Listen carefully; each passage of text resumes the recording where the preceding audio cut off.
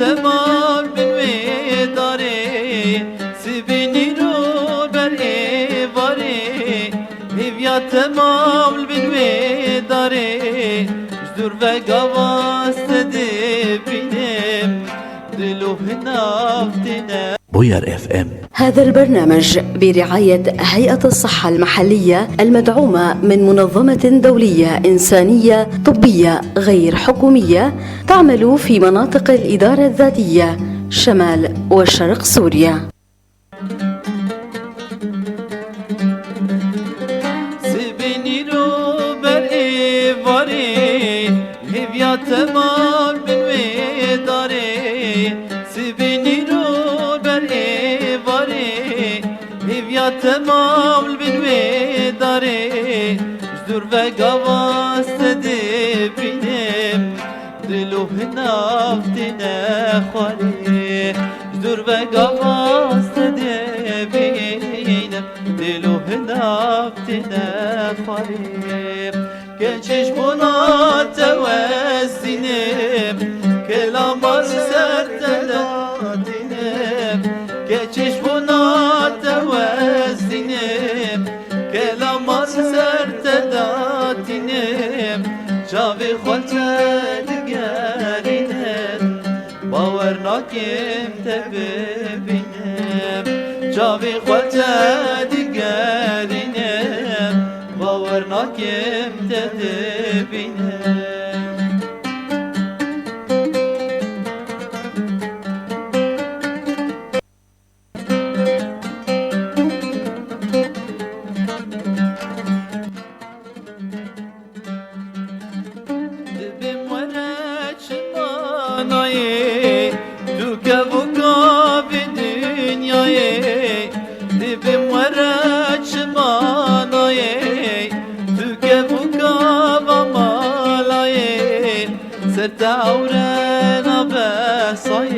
بوير اف ام. هذا البرنامج برعاية هيئة الصحة المحلية المدعومة من منظمة دولية إنسانية طبية غير حكومية تعمل في مناطق الإدارة الذاتية شمال وشرق سوريا.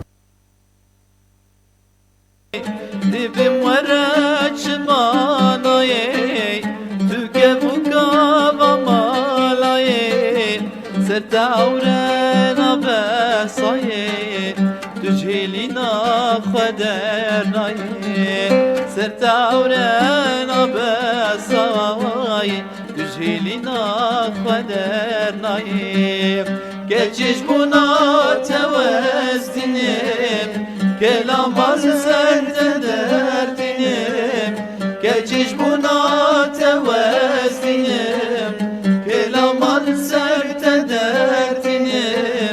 شافي خلت دقارينم باورناكم تببينم شافي خلت دقارينم باورناكم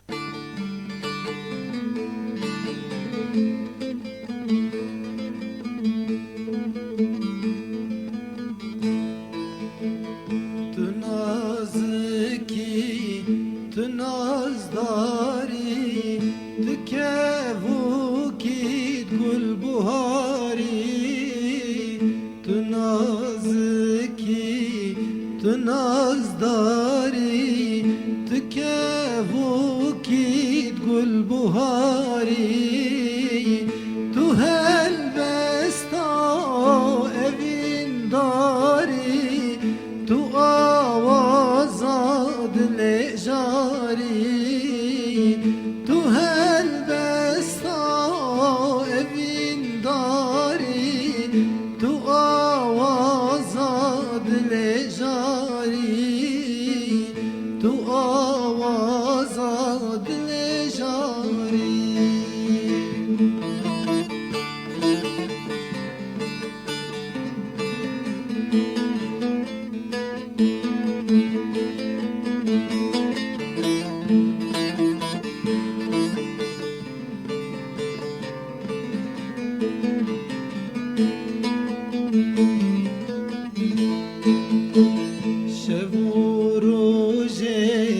من خونينا جاري ورا من ببينا شافوا روجي من خومينا جاري ورا من بوير اف ام. هذا البرنامج برعاية هيئة الصحة المحلية المدعومة من منظمة دولية إنسانية طبية غير حكومية تعمل في مناطق الإدارة الذاتية شمال وشرق سوريا.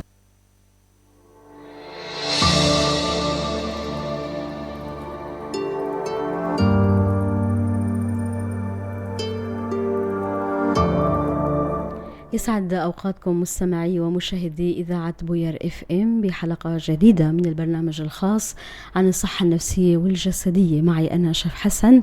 عم تسمعونا عبر الموجة 103.5 من قامشلو وريفها، وعبر البث المباشر لصفحتنا على موقع الفيسبوك بوير عربي. عم ترافقونا مشاهدة. موضوع حلقتنا لليوم متابعي ومشاهدينا هو رح بيكون عن الرضاعة الطبيعية، ولنتناول هالموضوع معنا بالاستديو دكتور سالار عبد الله. يسعد صباحك دكتور. يسعد صباحك. أهلا وسهلا فيك. أهلا وسهلا فيك. بداية دكتور خلينا نحن والمتابعون نسمع لهال مقدمة تعريفية حول موضوع حلقتنا، نسمع وبنرجع لنبدأ حوارنا. تفضلوا.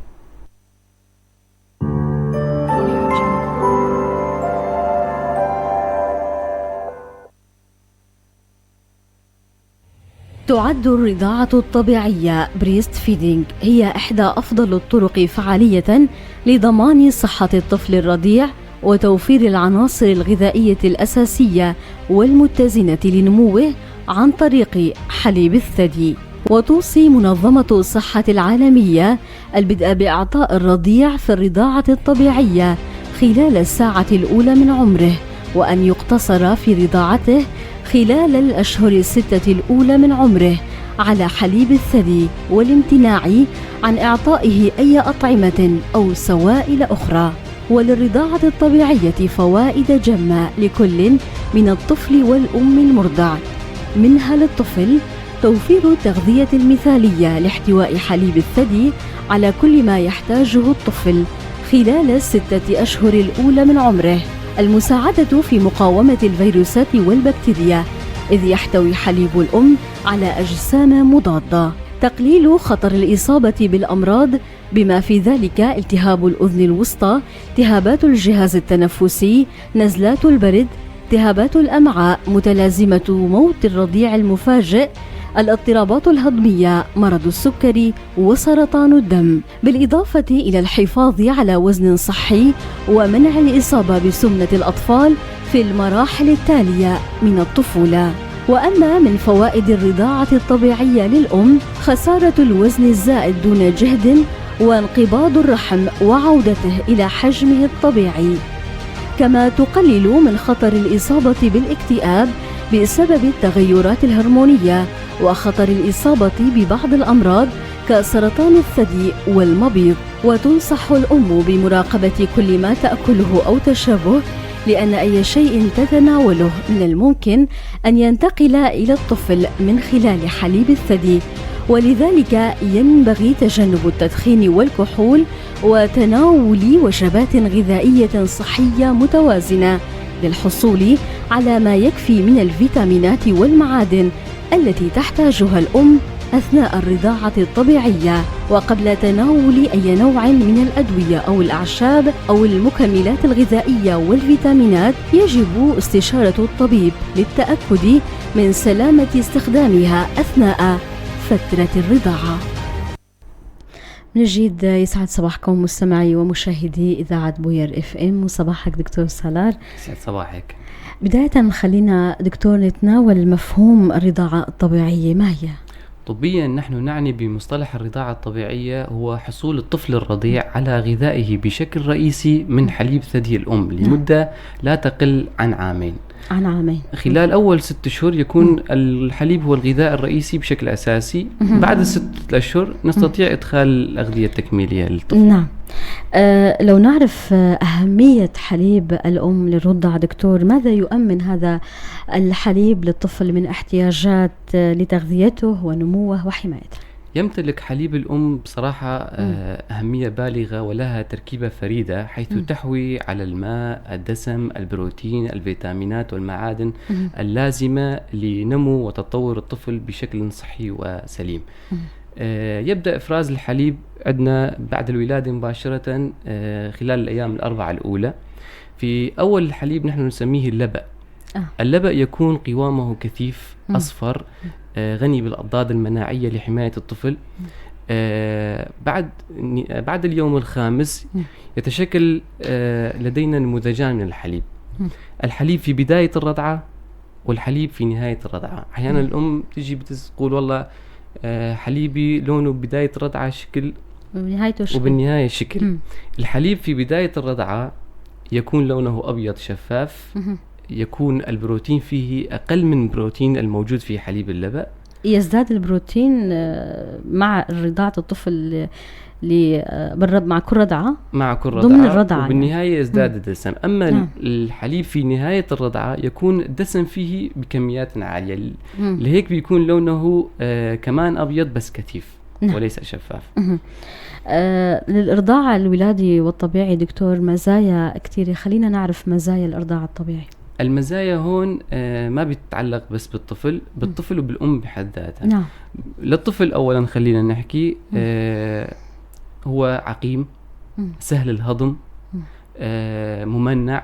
قبل شوي حكينا أنه اللبن غني بالأضداد المناعية، الحليب توفر فيها أضداد مناعية فيحمي الطفل من الإصابة بالعديد من الأمراض مثل الالتهابات الحادة، التهابات الطرق التنفسية، الإسهالات، تجرثم الدم، التهابات الأذن الوسطى. بيحميه من الأمراض الاستقلابية كالبدانة، السكري من النمط الأول، بعض الأورام، أورام الطفولة. كتير مهم. هيك كافي. دكتور، الفرق بين الإرضاع الطبيعي والإرضاع الصناعي؟ الفرق بين الرضاعة الطبيعية والرضاعة الصناعية قلنا قبل شوي إنه الرضاعة الطبيعية مجانية، تزيح عن العائلة عبء مادي كبير. بالإضافة إلا أنها تعزز العلاقة العاطفية بين الطفل والأم، كما أنها تحمي الأم أو تخفض معدلات الإصابة من سرطان الثدي. لها دور، الرضاعة الطبيعية له دور في تنظيم الأسرة حيث تباعد بين الحمول، له دور في كمنع حمل طبيعي. تمام دكتور، عندنا استطلاع، خلينا نحن والمتابعون نسمع للاستطلاع اللي أجروه زملائنا فريق راديو بوير. سألوا ناس عن آرائهم حول هذا الموضوع، خلينا نسمع الآراء وبنرجع نتابع الحوار. تفضلوا. تعتبر الرضاعة الطبيعية من أفضل الطرق التي يمكن للأم أن تحافظ من خلالها على نمو طفلها بالشكل الصحيح والسليم. أنا بقول إنه الحليب الاصطناعي أيضا له فائدة وشامل للفيتامينات، لكن يبقى حليب الأم أكثر فعالية للطفل. ومهم كتير إنه الأم تحافظ على غذائها لحتى ما يصيب الطفل ضرر من حليبها.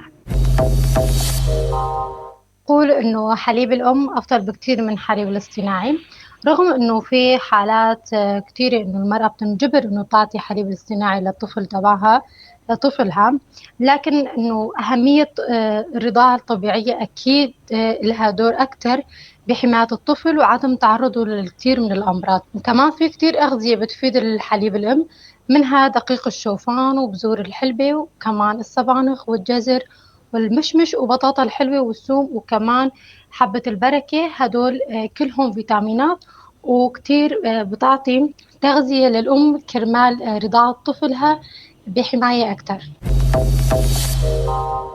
والكثير من الأمهات يعتمدون على الرضاعة الطبيعية لأنها أفضل وشاملة للفيتامينات وتحافظ على الطفل وتمنع تعرضه للأمراض. والأهم كتير إنه الأم تحافظ على غذائها ولازم تكتر من أكل الخضار واللحومات لحتى ما ينقطع حليبها. باعتقادي إنه أهمية الرضاعة كبيرة ولها دور كبير في نمو الطفل، وما بفضل إنه الأم تستخدم الحليب الاصطناعي، بس بأوقات يلزم إنه الطفل يحتاج وما يتغذى كتير أو ما يشبع من حليب الأم، لهيك بنضطر للحليب الثاني. وفي أغذية كثيرة منها الثوم والحلبة والسبانخ والخضار كله بيزيد إنتاج الحليب عند الأم. والأخطاء الشائعة هي وضعية الطفل بكل تأكيد. لا لازم نكون متأكدين إنه وضعيته صحيحة حتى ما يحصل أي شيء. أكيد بنصح بالرضاعة الطبيعية للطفل. أنا ضد الرضاعة الصناعية لأن من فوائد الرضاعة الطبيعية للطفل يعني بالأخير بتأثر بشكل إيجابي على الطفل، إن تحتوي على مركبات عديدة يعني تؤثر مباشرة بالشكل الإيجابي على الجهاز الهضمي. كمان فيها كتير مواد يعني هرمونات بتساعد، لها عوامل كتير تساعد على النمو، تنظيم النمو وتطور الجهاز الهضمي. طبعا أكيد بنصح بالرضاعة الطبيعية أكتر من الصناعية. وإذا الأم بترضع ابنها عن طريق الرضاعة الطبيعية ما تقطعه أقل من 2 طبعا. كمان مشان الأغذية اللي تزيد الحليب لدى الأم المرضعة، مثلا في معجنات، في حلويات، في بقوليات، هاي الأمور بتخلي حليب الأم بيزيد، يعني بتساعد على إدرار الحليب أكتر. الرضاعة الطبيعية هي عملية تغذية الرضيع من حليب الأم اللي هو حليب الثدي، يلي بتكون يا بشكل مباشر من الثدي إلى فم الرضيع، أو غير مباشر يلي هو بيشفطوا حليب الأم من الثدي ويعطوه للطفل الرضيع عبر الرضاعة.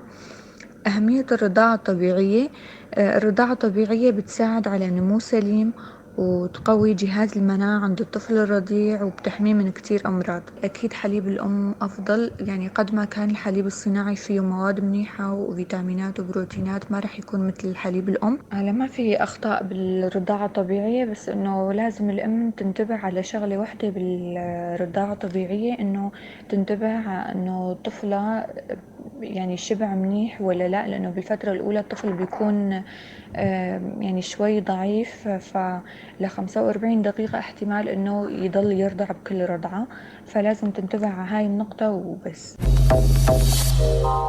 من جديد يسعد صباحكم مستمعي ومشاهدينا، وصباحك دكتور. استمعنا للآراء آراء الناس حول موضوع حلقتنا والرضاعة الطبيعية. كيف شفت الآراء؟ الآراء جيدة نوعا ما. المهم عند الأم في خلال الرضاعة الطبيعية الاهتمام بتغذيتها بشكل أساسي. نعم. لا يوجد غذاء مفيد أو غير مفيد، كل الأغذية مفيدة، كلها تفيد. يجب عليها الإكثار من السوائل، الماء بشكل رئيسي، العصائر، اللحوم الحمراء، الشوفان، الحلبة كتير مهمة، بتدر الحليب. الحلبة بتزيد إدرار الحليب. النباتات كالبقدونس كتير كمان مفيدة. البقوليات. وبنصح لكل أم خلال الحمل وخلال الإرضاع تناول مكملات الفيتامينات والمعادن. هناك مكملات يكون قبل يعني أثناء الحمل تأخذها الأمهات، تستمر بتناول المكملات والفيتامينات. في الثلث الأول بياخدوا فوليك بالعادة. نعم. حمض الفوليك. بعدها بياخدوا مكملات مثل الفيتامين د3 والكالسيوم والأمور هاي. نعم. ومعظم الفيتامينات والمعادن نحن نسميها في حب أدابيت الأمومة بنعطيها إياها. فكتير مهم حتى بعد الولادة فيهم بيستخدموها لتفادي هالأمور هاي والنقص للحليب. نعم دكتور، خلينا نسلط الضوء للأمهات على وضعية الإرضاع المناسبة والسليمة التي يجب أن تعتمدنها لإرضاع أطفالهم. هذا الموضوع هو الأهم. نعم. كيف الأم ترضع ابنها، كيف تحميه من الاستنشاق. الوضعية بتكون فم الطفل يجب أن تغطي لعوة الثدي. نعم. اللعوة بالكامل. شفاه الطفل تكون نحو الخارج. الشفة العلوية والسفلية يجب أن تكون نحو الخارج. كتير من الأمهات بيرضعوا طفلهم بوية وضعية أفقية. نعم. أو هن نايمين أو هن متسطحين أو نصف جلوس. الوضعية بتكون قاعدة هيك نفس وضعيتنا هلا. وضعية الطفل شبه عمودية، الراس تقريبا على الكتف. هاي هي الوضعية المناسبة. أما هي متسطحة وهي قاعدة وهالأمور هاي فممكن الطفل ما عم يرضع فعليا يعني. وفي كتير أطفال بيجوا بالتهابات أذن وسطى متكررة. نحن عم نسأل بعدين عم نرجع عن الأسباب، بيطلع إنه الأم عم تقوم بالرضاعة بهذا الشكل. الطفل بيكون بسطح أفقي. هذا الشيء بيأثر حتى على أذن الطفل إذا ما كان الوضعية مناسبة. عندنا في بلعوم انفي، بنهاية بلعوم انفي في قناة نفيروستاش هي بتربط بين الأذن الوسطى والبلعوم، فلهيك الطفل يجي دائما بالتهابات أذن الوسطى. نعم، نقطة كتير مهمة حقيقة. دكتور، كيف يمكن للأم أنه تتأكد أنه فعلا طفلها عم يرضع، عم يستفيد من الرضاعة؟ تمام. زيادة الوزن عند الطفل الرضيع هو المؤشر الأكثر فعالية. الطفل بيولد بوزن وسطيا بين 2.5 ل 4 حديثي الولادة. بعدها بيزيد وزنه. فيها تتأكد بمراقبة الوزن. توزين الطفل كل عدد أشهر ولا كل شهرين؟ كل شهر كافي. كل شهر كافي لتتأكد. هو قياس الوزن قلنا الأهم. نوم الطفل وهدوئه بين الرضعات. لما يكون عندنا طفل هادئ عم ينام بين الرضعات فهذا كمان مؤشر. في كتير نسوان عم يقولوا والله الطفل دايما عم يبكي فمعناته ما عم يشبع. هذا غلط. البكاء والهياج ليس دليل على فعالية حليب الأم وشبع الطفل من عدمه. وعدد يجب أن نبحث هنا عن أمراض عضوية أخرى. مغص، عنده انتانات، عنده مرض ممكن يكون في شيء طبي. طبعا. عدد الرضعات أو الفترة بين كل رضعة ورضعة مو ممكن يكون مؤشر على أنه الطفل عم يستفيد فعلا. تماما. الطفل حديث الولادة يجب أن يكون عدد رضعاته لا تقل عن 8 أو 10 رضعات. 8 أو 10 رضعات في اليوم؟ في اليوم. طبعا الرضعات تكون ليلية ونهارية. 4 مو شرط حسب حاجة الطفل. ليلية ونهارية يعني في أحيانا نساء بعد 12 بالليل أو بعد 1 بالليل بيهملوا الطفل ما عم يرضعوا كويس أو بيكونوا نايمين وبيهملوا. في إهمال من الناحية هاي لازم ينتبهوا. نعم.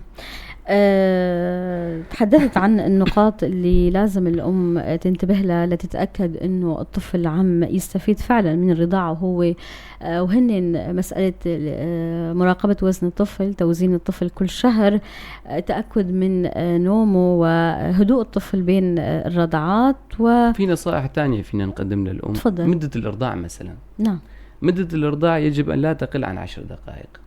عن 10 دقائق. تمام. تبادل بين الثديين. يعني في نساء عم يعتمدوا على ثدي واحد معين، لا، يجب أن يعتمدوا على الثديين.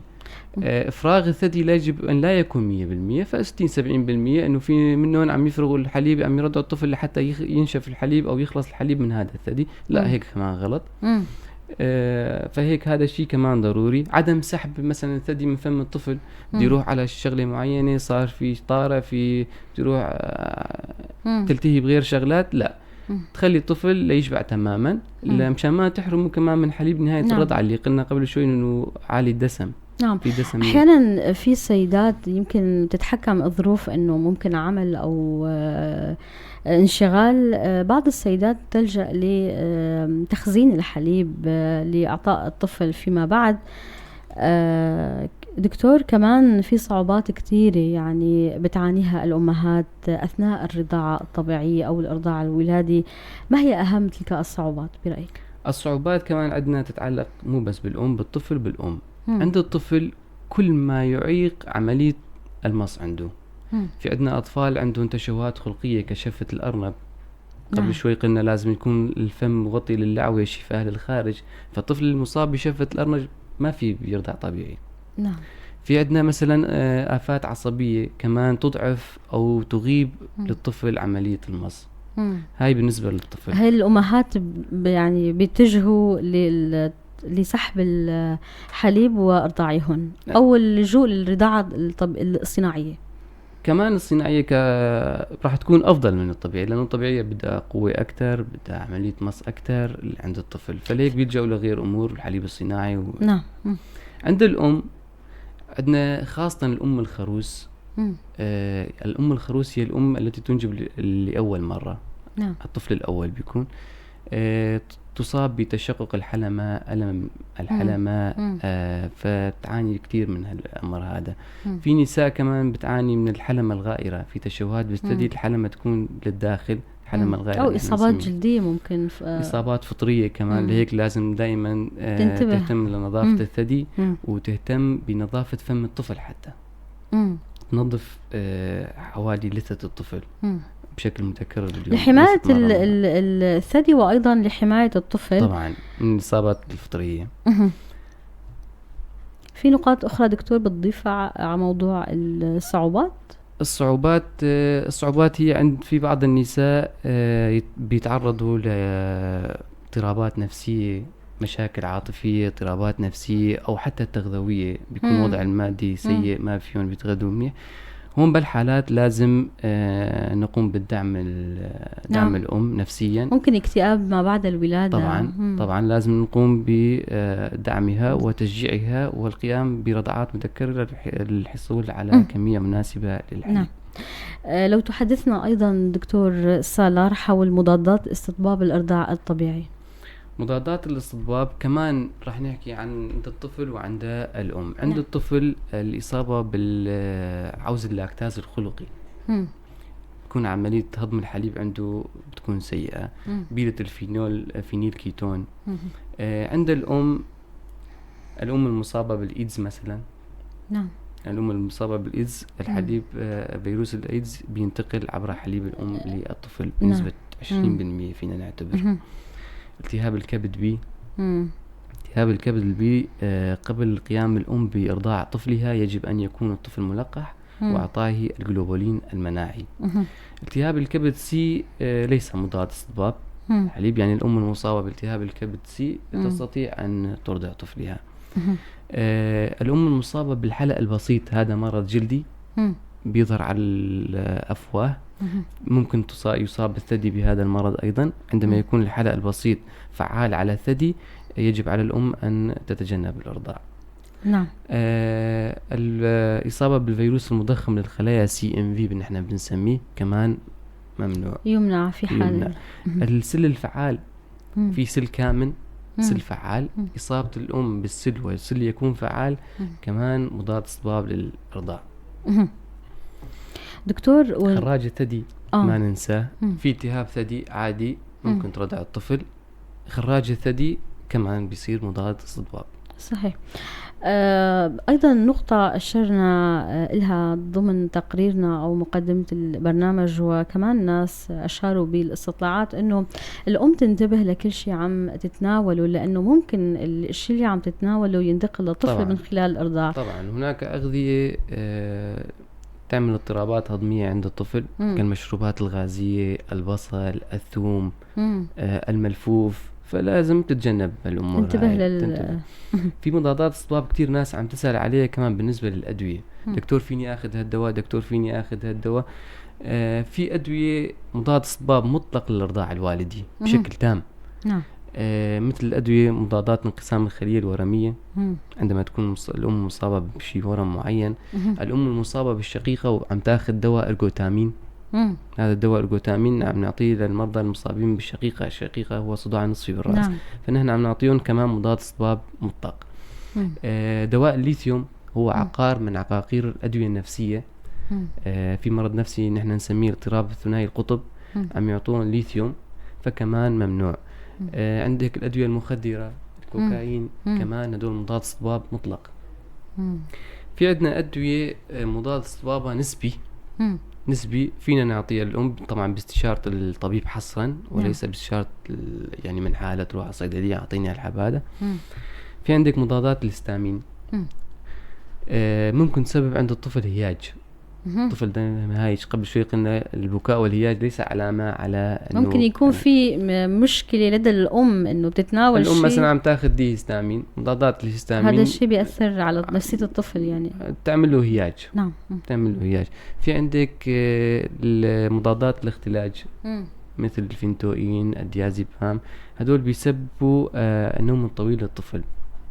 أحيانا بتجي الأم وقال لها دكتور ابني عم ينام ساعات طويلة، بتاخذ القصة المرضية، الأم بتشوفها عم تاخذ هيك أدوية. نعم. في عندك دواء الكاربيمازول، هذا دواء للدرق، ممكن يعمل سلعة درقية للطفل. الصادات مثلا، عندك مركبات السلفة كمان الأم لازم تتجنبها ضروري. عندك دواء السيبرو مثلا، سيبروفلوكساسين، مركبات فلوروكينونات، كمان الأم لازم تتجنبها. الأم المرضع والأم الحامل لازم تتجنب هيك أدوية. دكتور، نقاط هامة جدا، يعني يمكن الكثير من السيدات ما عم ينتبهوا انه، وخصوصا الأكل والأمراض، كمان موضوع أنه في بعض السيدات بيشربوا منبهات لدرجة كبيرة، أو في سيدات عم يدخنوا بشراهة أو عم يتناولوا الكحول. ما مدى تأثير هالعادات على صحة الرضيع أو الطفل؟ راح نحكي عنها وحدة وحدة. بالنسبة للتدخين، التدخين ما له مضاد صباب مطلق، ولكن يجب توعية الأم من خلال فريق التثقيف الصحي اللي بالمستوصفات، اللي بالمشافي، لازم يتوعوا انه التدخين له مضار على الطفل. يمكن يعمل للطفل يخفف من جودة الحليب او من نسبة الحليب، كمية الحليب. لهيك النساء المدخنات خلال الحمل وخلال الرضاعة بيكون عندهم الطفل نحيف، وزنه قليل. فهيك لازم، ما له مضاد صباب مطلق، ولكن لازم توعية مهمة للأم انه تتجنب التدخين. نعم. بالنسبة للكحول مضاد صباب مطلق، مضاد صباب مطلق يجب أن الأم تتجنب نهائيا الكحول والأدوية المخدرة، هي مضاد صباب مطلق. دكتور، كمان في كتير من الأسئلة بتطرحها السيدات، منها السؤال الشائع، وهو إنه إن كانت السيدة لا تزال ترضع طفلها وحدث حمل، في هذه الحالة هل يمكنها الاستمرار بإرضاع الطفل؟ النساء الحوامل والمرضع بنفس الوقت تستطيع استمرار في الرضاعة دون أي مشاكل، ودون أي مشاكل على الأم بحد ذاتها وعلى الطفل بحد ذاته. الأم بس يجب أن نوها بالاهتمام بالتغذية، الإكثار من شرب السوائل مثل ما يعني إذا كانت التغذية مناسبة فلا مشكلة في الاستمرار بالرضاعة. في عندنا حالة وحدة إنه النساء اللي عندهم سوابق ولادات مبكرة. عندك حامل ومرضع بنفس الوقت، عندها حمل من الحمول، سوابق ولادة مبكرة، فهون لازم ننتبه، لأنه المتابعة بالإرضاع في الثلث الأخير من الحمل يمكن أن تسبب لها تقلصات رحمية شديدة. وعندما تصاب بتقلصات رحمية شديدة فممكن أن تؤثر حتى على الجنين. طبعا الولادة المبكرة إذا ما كان في مركز صحي أو مشفى قريب، عمليا الجنين ما رح يتغذى بشكل كافي، والطفل ما رح يرضع بشكل كافي. طبعا. دكتور، بنهاية اللقاء، ما هي النصائح التي يمكن أن توجهها لكل الأمهات والسيدات اللواتي هلأ عم يستمعنا إلنا؟ بنصح كل أم خلال الحمل أن تهتم بتغذيتها بشكل رئيسي، الابتعاد عن الممنوعات اللي قد ذكرناها قبل شوي. نعم. التدخين والكحول والأمور هاي، ممارسة الرياضة. ممارسة الرياضة خلال الحمل، بتفيد الرياضة طبعا دكتور. في رياضات معينة بتمارسها الأم بتفيد كتير، حتى بعد الرضاعة مباشرة، بعد الولادة. الرياضات دكتور، ممكن المشي بيكون منيح؟ المشي كتير مهم، كتير مفيد. بعد الولادة هن ما بيقدروا يمارسوا رياضات عنيفة أو نعم. يعني رياضات فيزيائية معينة تمارسها بالبيت كتير مهمة. نعم. حتى بتخلصها من الاكتئاب. صحيح. بتنشط الدورة الدموية عندها، وإفراز الهرمونات اللي بتسعد، طبعا تعدل المزاج. الاهتمام بالتغذية كمان كتير ضروري. هاي قولا واحدا. معرفة كيفية رضاعة الطفل، مثل الوضعية المناسبة، وضعيات المدة، هاي كتير مهمة، لازم صحيح تثقف فيه الأم. الوضعية المناسبة مهم جدا لتشبيع الطفل طبعا، ومهم جدا من إصابة بأمراض أخرى. إذا حابب تضيف أي شيء دكتور تفضل. نسينا نذكر شغلة مهمة كمان. تفضل. خلال الإرضاع يجب أن تستعمل الأم الحواس الخمسة مع الطفل. يعني ما بترضع الطفل وهي عم تتفرج على مسلسل معين أو عم تحكي موضوع مع شيء. الحواس الخمسة لازم تكون مركزة مع الطفل. حتى التلامس الجلدي المباشر بين وجه الطفل والثدي لازم يكون تلامس جلدي مباشر بين الأم. البدء المبكر بالإرضاع، يعني حتى أنا بنصح بغرفة المخاض إذا أمكن تقوم الأم برضاعة الطفل. يعني بحسب منظمة الصحة العالمية وأشرنا لها بمقدمة البرنامج أنه ينصح أن تقوم الأم بإرضاع الطفل خلال الساعة الأولى من الرضاعة. طبعا كتير مهم كتير مهم، لأنه هلا ذكرت بغرفة المخاض. ليش؟ لأنه راح تكون خلال الساعة الأولى. في نساء بيضلوا تحت المراقبة بالمشفى أحيانا 3-4 ساعات ليفيقوا من البنج أو مفعول المخدر، بيروحوا على البيت ليزبطوا أمورهم، هيك بتروح ساعات كتيرة، فهيك غلط. صحيح. البدء المبكر شيء ضروري. دكتوري إذا حابب تضيف أي شيء تفضل. ابتعاد الأم كمان عن التغذية، عن الإجهاد النفسي. إذا في مشاكل عائلية يفضل تنحل. كل ما حلوا المشاكل النفسية كل ما زادت كمية الحليب والإرضاع. دكتور، نقطة مهمة حقيقة، وكنت قد قرأت في بعض الدراسات أنه العامل النفسي مؤثر على إدرار الحليب لدى الأم. طبعا لأنه الأم راح تفوت باكتئاب ويؤثر على المستوى الهرمونات في الجسم ومنها البرولاكتين. والبرولاكتين هو الهرمون الفعال. يعني ممكن يكون أحد الأسباب يلي تؤدي لانقطاع الحليب أو انخفاض كمية الحليب لدى الأم. والكثير من السيدات عندنا بالمجتمع بيقولوا والله الحليب عندي قليل، ما عم بكفي الطفل. هو العامل النفسي. طبعا ممكن وفاة عزيز غالي عن الأم، حزن مفاجئ، صدمة مفاجئة، بتفوت الأم دايما تصير عندها مشكلة. كثير شكر لك دكتور سالار عبد الله، كنت معنا تناولنا موضوع مهم للسيدات وهو الرضاعة الطبيعية. وكثير شكر لكم مستمعي ومشاهدي إذاعة بوير اف ام. هيك خلصت حلقتنا من البرنامج الخاص عن الصحة النفسية والجسدية. معي أنا شيف حسن، انطرونا بحلقات قادمة. إلى اللقاء. بوير اف ام. هذا البرنامج برعاية هيئة الصحة المحلية المدعومة من منظمة دولية إنسانية طبية غير حكومية تعمل في مناطق الإدارة الذاتية شمال وشرق سوريا.